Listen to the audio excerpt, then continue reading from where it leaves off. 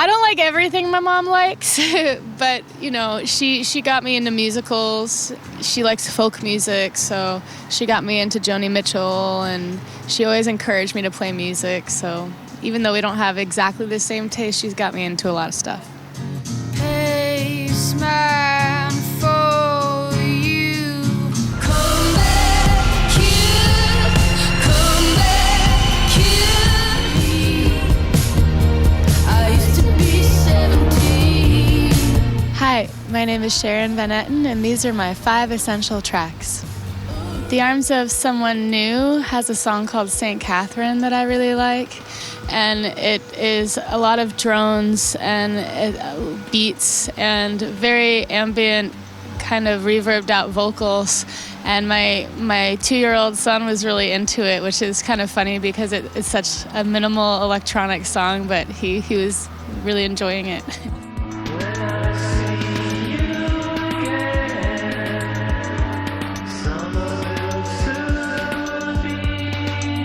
I think if you're at home just thinking or writing, it's kind of introspective and dreamy, but it still has a beat to it, so it's not bedtime music, but I think I like to get ready for my day and think about what's to come.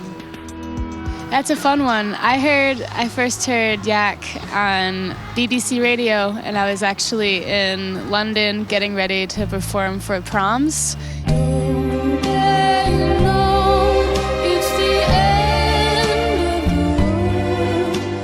And so I was just putting on makeup, picking out my outfit, and it really got me going.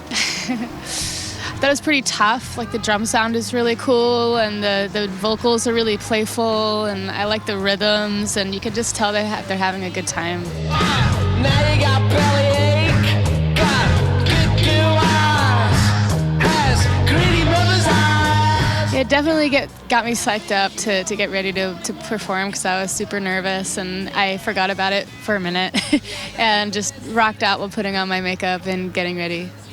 The Pretenders, Brass and Pocket, that's been kind of a jam with the band that we've, you know, after the show, we kind of all, you know, we have the adrenaline rush after the show, and we've been talking about maybe covering it at some point, and it's just really, again, really playful, and really light, and it's got a little bit of swagger to it, you know.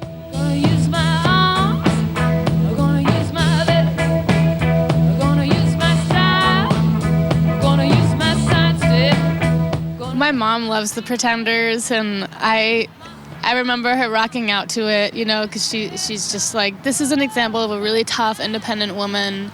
And my mom was always really into tough female songwriters, because she was also into Lucinda Williams, and she got me into her at a pretty young age. So I don't like everything my mom likes, but, you know, she got me into musicals, and she took me to Broadway, and she took me to see Bruce Springsteen for the first time, and she likes folk music, so she got me into Joni Mitchell, and she always encouraged me to play music. So even though we don't have exactly the same taste, she's got me into a lot of stuff. It's Jeff Tweedy, and the title's a little long, so I want to make sure I get it exactly right. But it's how hard it is for a desert to die. And I was listening to the record, and that the opening line really touched me, because it made me think about my son and how he's still unfolding. I hear you laugh in my laughter. I see parts of me in him. I see parts of my partner in him, and how he's going to be his own person no matter what, but he's also gonna be us, and we're gonna have to let him find that out for himself, even when he runs away from it, and you just kind of witness it happening. So I was really touched by how he was reflecting on life.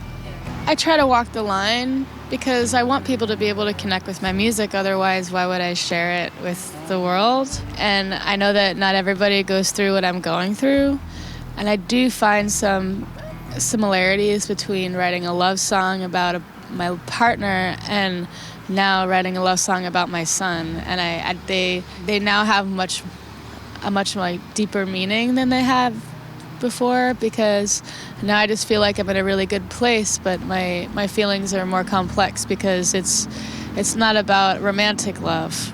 So my son was 4 months old and I got asked to perform on the protest stage. And I was researching songs to cover, but most of the songs were songs from the 60s. And I didn't really connect with them at all, and they also felt very cliche and they seemed very obvious to me. So I dug a little deeper and tried to find something by an artist that I was inspired by as a kid and as a songwriter, and also try to find something that's more relatable today. And so I covered Black Boys on Mopeds by Sinéad O'Connor. Young mother down at Smithfield, 5 a.m. looking for food for her kids. And I remember standing on stage for the first time performing, and my partner is holding my son and he's watching me sing for the first time, and I was fighting back tears the whole entire time because it's, you know, about your right to safety and to freedom and for being yourself, and to, you know, it's a right and a privilege, and you should, you know, about equality and racism. And so I just got all choked up thinking about the world that we live in today, hoping that things are different by the time my son knows better. And when we started touring this record, I decided to cover that song during our show, and it's touched a lot of people, and I think it's relevant today because unfortunately it's still something that we have to deal with in society. These are dangerous days. To say what you feel is to dig your own grave. I still think, even though it was written in like the 80s, that it still holds a lot of weight. I still think it's such a beautiful song, and I'll never be able to perform it like Sinead. I try to do her justice, but it's going to be on the soundtrack of my life for the rest of my life because I think it's a really special song.